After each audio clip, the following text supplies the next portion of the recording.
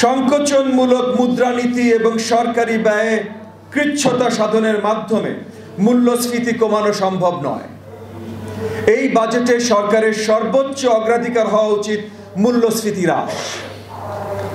বাজার ব্যবস্থাপনা এবং বাজার মনিটরিং, সরবরাহ ব্যবস্থার আধুনিকায়ন, বাজার সিন্ডিকেটের বিরুদ্ধে কঠোর অবস্থান ইত্যাদি বিষয়ে সরকারকে কড়া নজর দিতে হবে। বন্ধুগণ, সাধারণ জনগণ করের সিংহভাগ প্রদান করলেও প্রাপ্তি তাদের সামান্য। বিগত দিনগুলোতে গণহত্যার হুকুমদাতা হাসিনা উচ্চ প্রবৃদ্ধি দাবি করলেও অন্যান্য অর্থসামাজিক সূচকের সাথে তা সামঞ্জস্যপূর্ণ ছিল না। আমরা আগামী অর্থবছরের বাজেটে সামাজিক নিরাপত্তা বেষ্টনীর আওতায় বাড়ানোর প্রস্তাব করছি। বিশেষ করে জনগণের পুষ্টি গ্রহণের হার বৃদ্ধি, শিশু খাদ্যের মূল্য হ্রাস, প্রান্তিক পর্যায়ে স্বাস্থ্যসেবা বৃদ্ধি, নির্দিষ্ট পর্যায়ে বেকার ভাতা চালু, প্রবীণ এবং শারীরিকভাবে অক্ষম দরিদ্র নাগরিকদের জন্য বিশেষ ভাতা চালু, গ্রামীণ পর্যায়ে ন্যাশনাল সার্ভিসেসের মাধ্যমে কর্মসংস্থান বৃদ্ধি, দলিত এবং ভাসমান জনগোষ্ঠীকে মূলধারায় নিয়ে আসার জন্য বিশেষ বরাদ্দ, দুরারোগ্য অসুখে আক্রান্ত অসচ্ছল ব্যক্তিদের জন্য এককালীন অনুদান ইত্যাদি আমাদের প্রস্তাবের অন্তর্ভুক্ত। প্রিয় সাংবাদিক বন্ধুগণ, সঞ্চয় থেকেই দেশে বিনিয়োগ বৃদ্ধি পায়, অথচ পরিসংখ্যান বলছে দেশের মানুষের সঞ্চয় কমছে এবং ভোগ ব্যয় বৃদ্ধি পেয়েছে।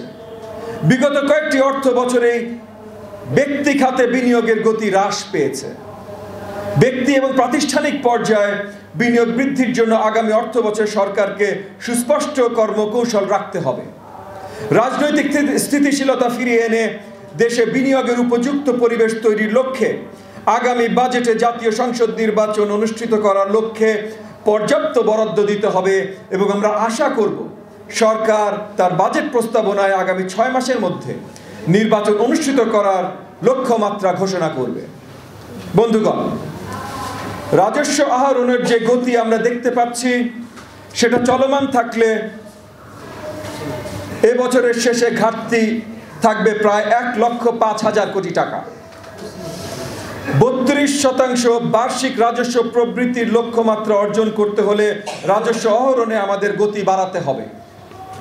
কর বহুমুখীকরণ এবং জনগণকে কর প্রদানে আগ্রহী করার জন্য সরকারের পক্ষ থেকে বিশেষ উদ্যোগ নিতে হবে। একই সাথে চলমান বিভিন্ন উন্নয়ন প্রকল্পগুলোতে বরাদ্দের ক্ষেত্রে অগ্রাধিকার ভিত্তিতে পুনর্বিবেচনা করতে হবে। বন্ধুগণ, আগামী অর্থ বছরে আমরা গ্যাসের মূল্য বৃদ্ধি না করার প্রস্তাব করছি, কারণ সরাসরি খাদ্যপণ্যের মূল্য বৃদ্ধি করবে। রাজস্ব নীতির ক্ষেত্রে কর হারকে এমনভাবে পুনর্বিন্যাস করতে হবে যাতে বিশ্ব বাণিজ্য সংস্থার নীতির সাথে সামঞ্জস্যপূর্ণ হয়, কারণ আমরা শীঘ্রই এলসিডি থেকে উত্তরণ ঘটাতে যাচ্ছি, এলডিসি থেকে উত্তরণ ঘটাতে যাচ্ছি। জাতীয় অর্থনীতির 7,611টি ট্যারিফ লাইনের মধ্যে অন্তত 2 ট্যারিফ লাইনকে ঢেলে সাজাতে হবে।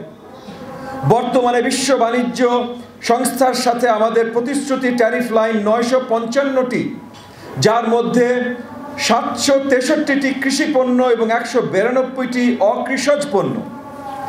আমাদের বিবেচনায় রাখতে হবে উচ্চ আবগারি শুল্ক, রেগুলেটরি এবং সাপ্লিমেন্টারি ডিউটির কারণে আমরা ভবিষ্যতে ফ্রি ট্রেড এগ্রিমেন্ট স্বাক্ষর করার ক্ষেত্রে বাধার মুখে পড়ব, যা এলডিসি থেকে উত্তরণের পর আমাদের জন্য স্বাক্ষর করা জরুরি।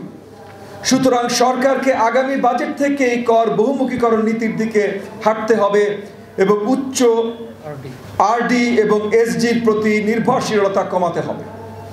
বন্ধুগণ, কর বহুমুখীকরণের ক্ষেত্রে ভ্যাট প্রদানকারীর সংখ্যা বাড়াতে হবে এবং সমগ্র ভ্যাট ব্যবস্থাপনা এক ছাদের নিচে নিয়ে আসতে হবে।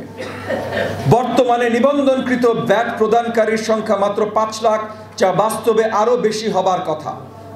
তবে আমরা বর্তমানে 15% ভ্যাটের হার কমিয়ে 10% করার প্রস্তাব করছি। বর্তমান কর সংগ্রহ এবং ব্যবস্থাপনা থেকে গত বছরে 70% রপ্তানিকারক বাদ দিয়ে পড়েছে, যাদের আমাদের কর সংগ্রহের মূলধারায় নিয়ে আসতে হবে।